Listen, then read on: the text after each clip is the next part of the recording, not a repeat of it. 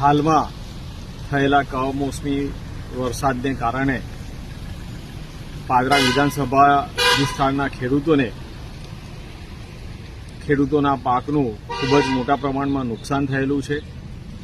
આ નુકસાનીના વળતર માટે માનનીય મુખ્યમંત્રી શ્રી ભૂપેન્દ્રભાઈ પટેલ સાહેબ તેમને રૂબરૂ મળીને આજે આ નુકસાનીનું વળતર આપવા માટે તેમજ થયેલા નુકસાનનું સર્વે કરાવી તેઓને વહેલામાં વહેલી તકે વળતર આપવા માટેની રજૂઆત કરી છે।